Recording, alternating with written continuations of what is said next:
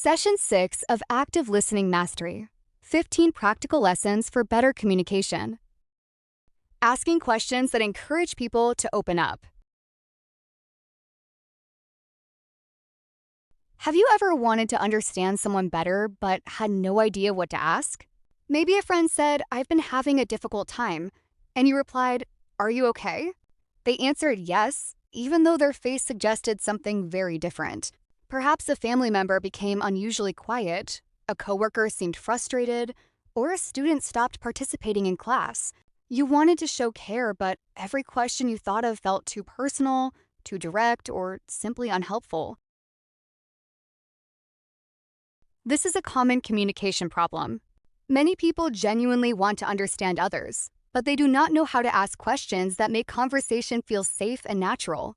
As a result, they ask questions that can be answered with one word, ask several questions too quickly, or accidentally make the other person feel judged or pressured. In this session, you will learn how to ask questions that encourage people to explain, reflect, and share more openly.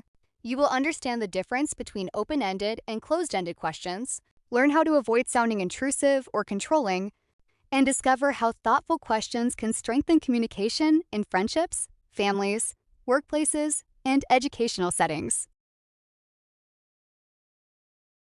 The first important idea is that not all questions create the same kind of conversation. A closed-ended question usually invites a short, limited answer. For example, "Did you enjoy the meeting?" May receive the answer, yes. "Did you finish the assignment?" May receive, no. "Are you upset?" May receive, a little. These questions are useful when you need a clear fact, confirmation, or quick decision. They are not bad questions. The problem appears when we use only closed-ended questions while trying to understand a person's experience. Now compare that with an open-ended question. Instead of asking, "Did you enjoy the meeting?" you might ask, "What was your experience during the meeting?" Instead of asking, "Did you finish the assignment?" you could ask, "How is the assignment going and what part has been most challenging?" Instead of asking, "Are you upset?" you might say, "You seem quieter than usual. What has been on your mind?" Open-ended questions invite explanation. They give people room to describe events, thoughts, feelings, concerns, and perspectives in their own words. They do not force the conversation into a simple yes or no answer. However, asking an open-ended question does not guarantee that someone will open up. The way you ask matters just as much as the words you choose. Your tone, facial expression, timing, and willingness to listen all influence whether the other person feels comfortable speaking. Imagine that your friend says, "Work has been stressful lately." You immediately ask, "What happened? Who caused the problem? Did you make a mistake? Are you going to quit?" Even though you may be trying to understand, the rapid questions can feel like an interrogation. Your friend may become defensive or decide that explaining is not worth the effort. A more supportive response could be, "It sounds like work has been difficult recently. What has been making it stressful?" Then remain quiet and allow your friend time to answer. That final step is essential. After asking a meaningful question, many people become uncomfortable with silence and begin speaking again. They may answer their own question, offer advice, change the subject, or ask another question before the first one has been answered. But a short pause often gives the other person time to organize thoughts and decide what they want to share. A good question opens a door. Silence gives the other person time to walk through it. In family relationships, questions can either create connection or create pressure. Suppose a parent asks a teenager, "Why are you always on your phone?" The word "always" may sound like criticism, and the question may cause the teenager to defend their behavior. A more curious question could be, "What do you enjoy doing on your phone?" Or, "What conversations or activities are important to you there?"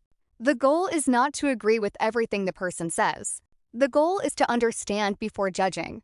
When people feel that they are being investigated, they often protect themselves. When they feel that someone is genuinely curious, they are more likely to explain. The same principle applies to romantic relationships. If one partner says, "You never listen to me," the other person may immediately ask, "What do you mean?" in an angry or defensive tone. That question may sound like a challenge rather than an invitation. A more constructive question might be, can you help me understand when you have felt unheard? This question encourages a specific explanation. It also communicates that understanding matters more than winning the argument. Notice the difference between asking, why are you so sensitive? And asking, what about that situation affected you most? The first question can sound judgmental because it labels the person. The second question focuses on the experience and invites reflection. This leads to an important guideline. Ask about the person's experience rather than making assumptions about their character. Questions beginning with why are not always harmful, but they can sometimes sound like demands for justification. Why did you do that may make someone feel accused, especially during conflict. In many situations, questions beginning with what or how feel more open and less confrontational. Instead of asking, why did you ignore my message? You could ask, what was happening when you received my message? Instead of asking, why are you so disorganized? You could ask, what made it difficult to keep track of the task? The second version does not automatically blame the person. It creates space for context.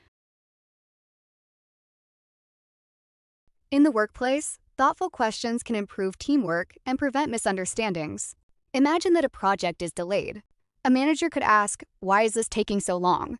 The team may hear frustration and become focused on defending themselves. A better question might be, what obstacles are affecting the timeline and what support would help us move forward?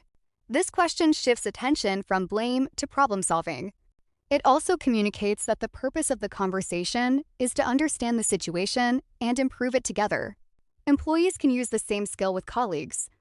If a coworker seems frustrated after a meeting, you might ask, how did you see the discussion? Or what concerns do you think we should consider? These questions allow the coworker to share a perspective without feeling pressured to reveal more than they want. In education, questions can either encourage learning or make students afraid of giving the wrong answer. A teacher who asks only, what is the correct answer, may receive silence from students who are uncertain. A teacher who asks, how did you reach that conclusion, invites students to explain their thinking. Even when the answer is incorrect, the explanation can reveal what the student understands and where additional support is needed. Open-ended questions make learning more visible because they focus on the process, not only the final result. But there is an important boundary. Encouraging people to open up is not the same as trying to make them reveal everything. Curiosity should respect privacy. If someone gives a short answer, changes the subject, or says they do not want to discuss something, do not keep asking different versions of the same question. You can communicate support without demanding information. You might say, you do not have to talk about it if you are not ready. I'm here if you want to share later. This response protects the person's choice while keeping the relationship open. Avoid questions that contain hidden judgment. For example, don't you think you overreacted is presented as a question, but it already contains a criticism. Why didn't you just handle it better? Suggests that the person failed before they have explained the situation. A more balanced question would be, how did you respond at the time? Followed by, looking back, is there anything you would want to do differently? This allows reflection without forcing shame. Also avoid questions designed to control another person. When are you finally going to change is not a genuine request for understanding. It is pressure disguised as a question. A healthier alternative may be, what changes are you considering? Or what kind of support would be useful to you? The strongest questions are usually simple. You do not need complicated language. Questions such as, what was that experience like for you? How did you feel when that happened? What concerns you most? What would you like to happen next? And what support would be helpful? Can create meaningful conversations when they are asked with patience and genuine attention. You can also use follow-up questions to show that you are listening. If a friend says, I felt ignored during the conversation, you might ask, what happened that made you feel ignored? If they explain, you could continue with, what would have helped you feel heard? These follow-up questions connect directly to what the person has said. They show that you are not following a prepared script. At the same time, do not turn every conversation into an interview. Questions should be balanced with listening, brief reflections, and natural responses. You might say, that sounds disappointing. Before asking, what happened next? This creates a conversation rather than a questionnaire.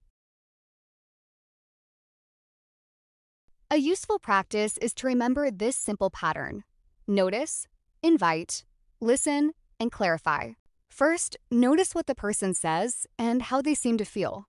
Then invite them to explain with an open and respectful question. Listen without interrupting or preparing your next response. Finally, clarify when needed by asking a focused follow-up question. The purpose is not to collect information. The purpose is to understand the person more accurately. This skill becomes stronger through practice. During your next conversation, choose one moment when you would normally ask a yes or no question. Change it into a question beginning with what or how. Then give the person time to answer. You may notice that the conversation becomes more detailed, more thoughtful, and more connected. You may also discover that people sometimes need time before they are ready to speak. Respecting that time is part of active listening. Asking questions that encourage people to open up is not about finding the perfect sentence. It is about creating enough safety for another person to express their experience honestly. Open-ended questions provide space. A calm tone reduces pressure. Patient silence supports reflection. Respect for privacy builds trust. When you ask with curiosity instead of judgment, people are more likely to feel understood. When you listen carefully to their answers, your questions become more relevant. And when you respect their right to choose what they share, communication becomes stronger and more genuine. Practice asking one thoughtful, open-ended question today. Listen fully before responding, and notice how the quality of the conversation changes. If this lesson helped you, please like the video, share it with someone who may benefit from better communication, and subscribe to the channel for the complete Active Listening Mastery series. In the next session, we will explore another practical skill that can help you understand people more clearly and respond with greater care. Continue to the next lesson, and keep building the habit of listening not only to words, but also to the person behind them.